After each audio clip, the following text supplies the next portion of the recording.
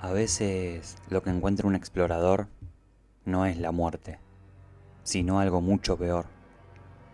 Hoy vas a escuchar 3 relatos reales de personas que entraron y salieron marcadas de por vida. Si pensás que nada malo puede pasar en un lugar vacío, este video te va a demostrar lo contrario. Desde siempre he sentido una atracción difícil de explicar por los lugares olvidados. Aquellos que el tiempo ha cubierto con una capa de polvo y misterio. Pero esa noche, en un complejo militar abandonado, esa fascinación se convirtió en algo mucho más oscuro. Fue la primera vez que sentí verdadero terror. Un miedo que no nace de lo que ves, sino de lo que no podés explicar. El lugar era inmenso. Restos de una base militar utilizada durante décadas pasadas, ahora reducido a un cementerio de concreto. Decidí ir con un amigo. Nos pareció el lugar perfecto para pasar una noche diferente, acampar, investigar y alimentar nuestra curiosidad sin interrupciones. Estaba lo bastante lejos de cualquier civilización como para no ser molestados, o eso creímos. Llegamos justo al atardecer. El sol tenía de naranja los edificios descascarados y las torres de vigilancia derruidas. La entrada principal estaba cerrada con una verja oxidada, pero un hueco en la reja lateral, probablemente abierto por exploradores anteriores, nos permitió colarnos sin problemas. Ya adentro el ambiente cambió. El aire era denso, casi tangible. Caminamos por los corredores destruidos, observando ventanas rotas, pisos cubiertos de escombros, paredes pintarrajeadas y techos vencidos. Elegimos una vieja sala de reuniones para armar la carpa. Tenía ventanales enormes, que en su tiempo debieron ofrecer una gran vista, pero ahora solo mostraban la negrura que se comía el paisaje. Colocamos una vieja patineta que encontramos frente a la vereda. Si alguien intentaba entrar, caería y haría ruido. Era nuestro sistema de alerta. El sol se fue escondiendo y la noche se volvió densa. El viento zumbaba entre las paredes vacías. Las hojas crujían bajo nuestros pasos. Así que armamos una fogata improvisada y nos sentamos a charlar, intentando reírnos del frío y la oscuridad.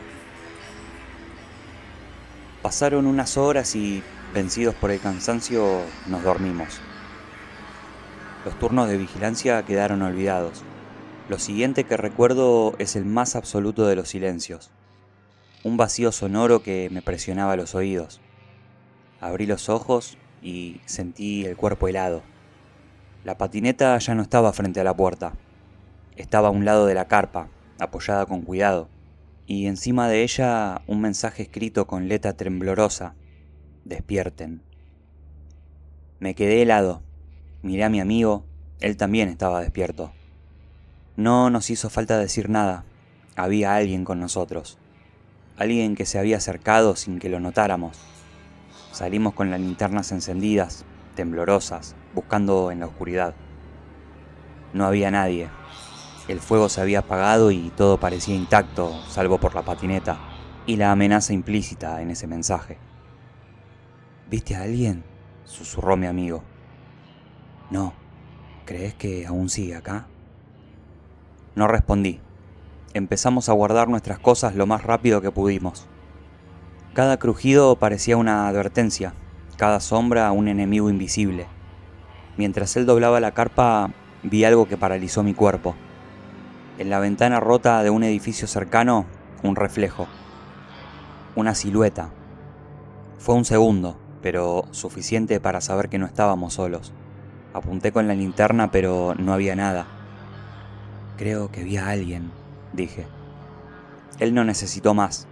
Empacamos a toda velocidad y salimos hacia el hueco de la reja. Antes de cruzarla, volví a mirar hacia atrás. En la ventana del edificio donde vi la figura, una luz parpadeó una sola vez y se apagó. Caminamos hasta el auto en completo silencio. Las sombras de los edificios parecían seguirnos, como si algo nos despidiera sin palabras. Esa experiencia me marcó. Fue la última vez que subestimé los susurros de lo desconocido. Nunca descubrimos quién movió la patineta, ni quién escribió el mensaje. Pero sé que no fue casual, y desde entonces ya no busco respuestas en lugares donde los ecos del pasado no quieren ser despertados. Siempre he tenido una especie de fijación por los lugares donde el tiempo parece haberse detenido. Así que cuando escuché hablar del viejo orfanato Woman's Circle Home, supe que tenía que verlo por mí mismo. Estaba en Sherman, Texas, un edificio que durante los 40 años sirvió de refugio a viudas y huérfanos tras la guerra. La gente del pueblo hablaba de él como si fuese una cápsula del pasado, atrapado entre memorias que se negaban a desaparecer.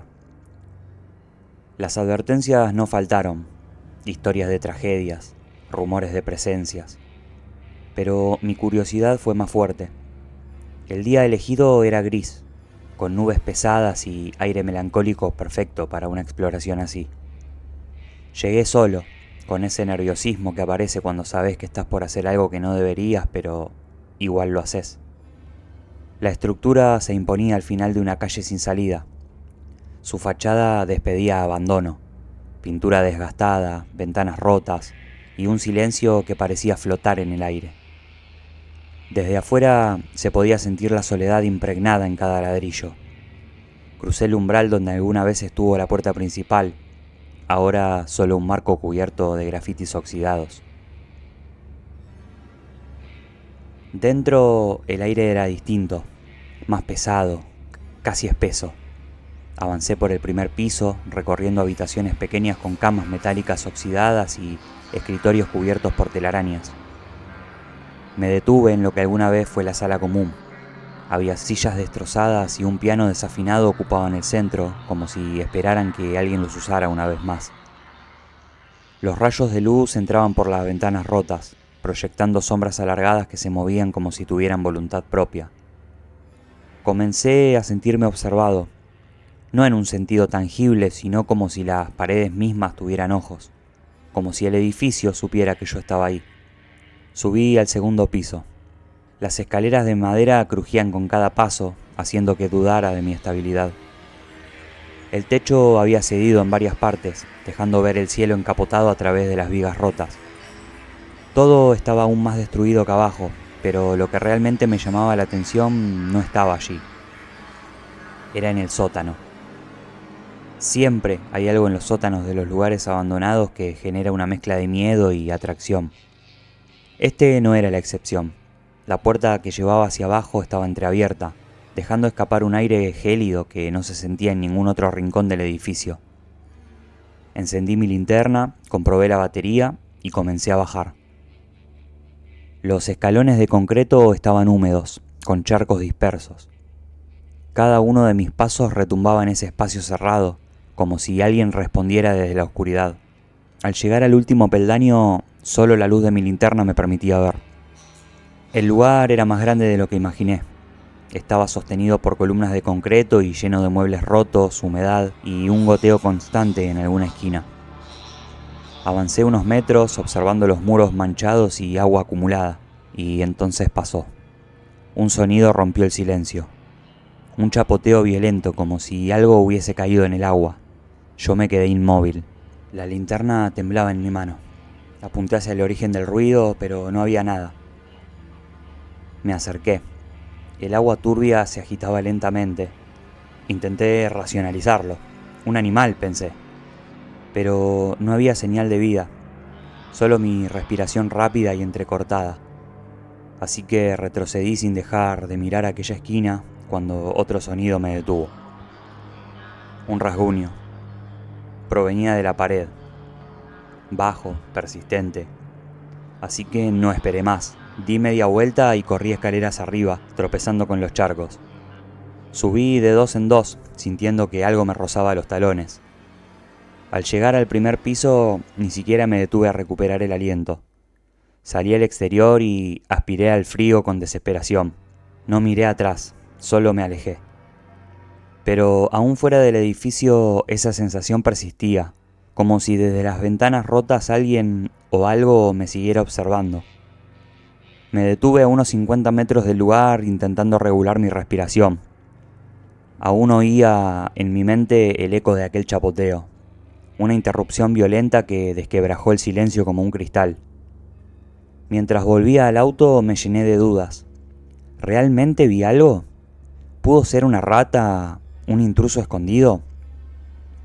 Intentaba convencerme de que no era nada, pero en el fondo sabía que lo que más me perturbó no fue el ruido, fue la atmósfera, como si hubiera cruzado una frontera invisible, como si el lugar me rechazara. Una vez dentro del auto contemplé el edificio por última vez.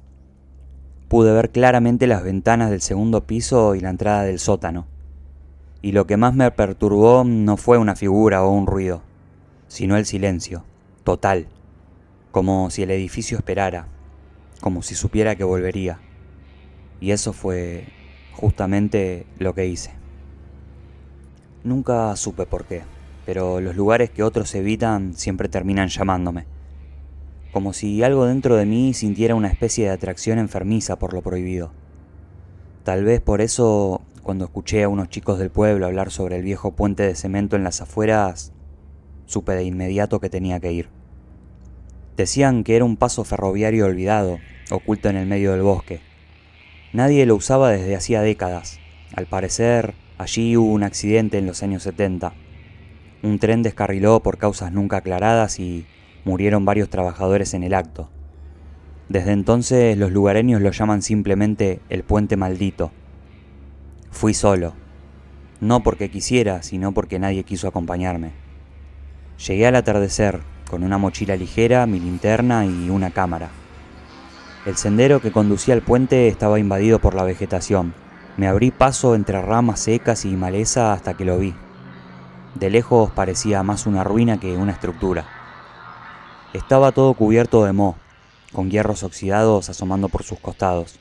Las vías, aunque aún presentes, estaban torcidas, como si el suelo las hubiese escupido. Lo crucé con cuidado, evitando los tramos donde el concreto se veía más debilitado. A mitad del camino el silencio se volvió absoluto. Fue entonces cuando lo noté. No había viento, no se oían pájaros, ni siquiera insectos. Era como si el bosque entero hubiese contenido la respiración. Apagué la linterna para tomar unas fotos con el último resto de luz natural.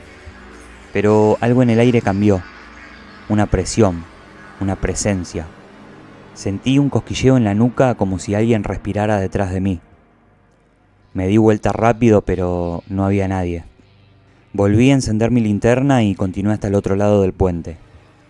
Allí había un espacio amplio, cubierto de maleza y escombros de los que alguna vez fue una pequeña estación de mantenimiento. Entré por pura inercia. El techo colapsado y los muros ennegrecidos por el tiempo no dejaban explorar mucho, pero algo me hizo quedar. En una de las esquinas había una serie de marcas talladas en la pared. Al principio pensé que eran simples grafitis antiguos, pero al observarlas con atención noté un patrón. Eran símbolos, círculos entrelazados, líneas quebradas, como un lenguaje. Los fotografié y algo surgió detrás de mí. Grité en seco. Nada, pero el aire estaba más frío.